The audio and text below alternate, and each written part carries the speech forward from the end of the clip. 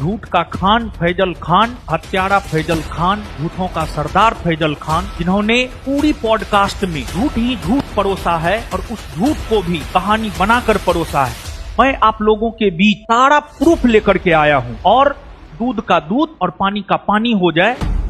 सबसे पहली बात, फैजल खान के दोहरा चरित्र, बहू बेटियों को लेकर पर्दा के सामने बहुत इमोशनली होकर के बोलता है, लेकिन उसके आंतरिक सोच को जब आप जानेंगे, जब आप सुनेंगे, तब आपको पता चलेगा कि एक लड़की को लेकर के, घर की औरत को लेकर के उसके मन में किस प्रकार का विचार है, कैसा फैजल खान का दोहरा चरित्र है। व्हाट्सएप ग्रुप, खान सर के व्हाट्सएप ग्रुप में ऐड हो जाइए। साले सब ये सब को कोई तमीज तरीका नहीं, यही सब होता है, सब में माई बहन सबको भेज देता है। व्हाट्सएप ग्रुप में भेज दीजिए, तो नंबर इधर आई गया यहाँ पे। आज इनका अच्छा से इलाज करा देना, ठीक है। दुद्दू को बैच में ही बोला है,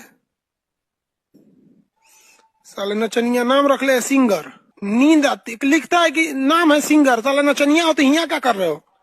जाओ अपने घर में 2-3 गो महिला को लाओ, टाली पे नचवाओ, तुम गाओ, वो नाचेंगी सब, तुम गाओ। यहाँ पढ़ने के लिए चला हो यार, नौकरी से जाते हो, तुम्हारे घर की महिलाएं कमाएंगी सब, टाली पे नाचेंगी सब।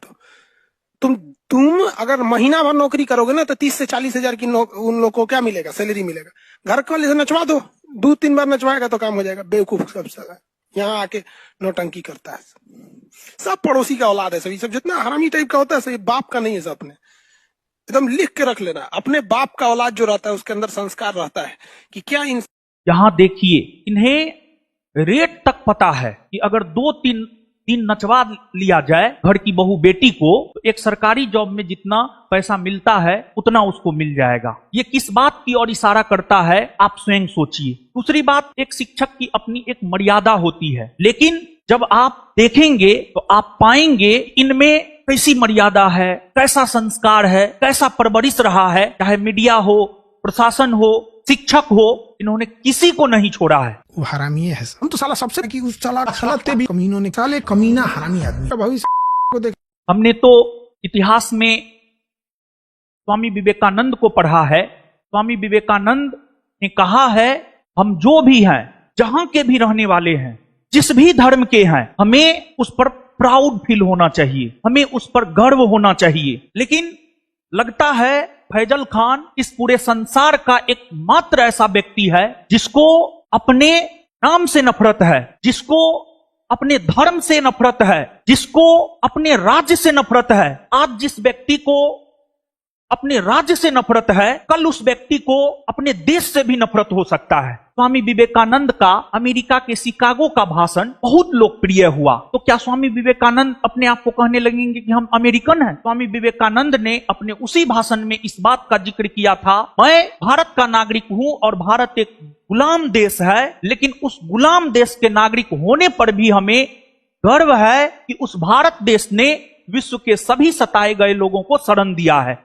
ये आपको तकलीफ दिया कि खान सर मुसलमान बन गए एक घटना में?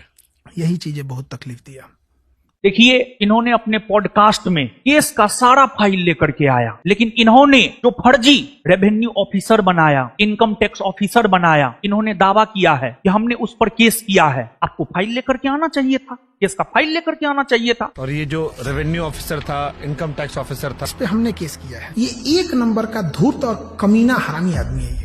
देखिए, इन्होंने अपने पूरे वक्तव्य में प्रिंस पर जितना हो सकता है, उनसे जितना संभव हो पाया, झूठा आरोप उन्होंने लगाया है। प्रिंस एक समाज सेवी था, कोचिंग का डायरेक्टर था, कोचिंग का एक प्रकार से मैनेजिंग डायरेक्टर था, मेरा भाई था, कुछ भी होता था, जबरदस्ती उसके नाम को किसी भी केस में जो है केन प्रकारेण डाल दिया जाता था। देखिए, जो एफआईआर होता है, फर्स्ट इंफॉर्मेशन रिपोर्ट, एफआईआर किसी पर गलत भी हो सकता है। प्रधानमंत्री, मुख्यमंत्री, इन लोगों तक पर झूठा एफआईआर हुआ है। 2 जून की घटना में जो हमारे ऊपर जो एफआईआर हुआ है वो भी झूठा एफआईआर है। एफआईआर किसी को दोषी या निर्दोष नहीं बताता है, बल्कि माननीय न्यायालय का जजमेंट किसी भी व्यक्ति को दोषी और निर्दोष बताता है। यहां पर आप देख सकते हैं, जिसको लेकर इन्होंने कहा इस केस को लेकर उम्र कैद की सजा हो सकती है, इस वजह से वो नेपाल गया। लेकिन फैजल खान, आपने जो 2 जून को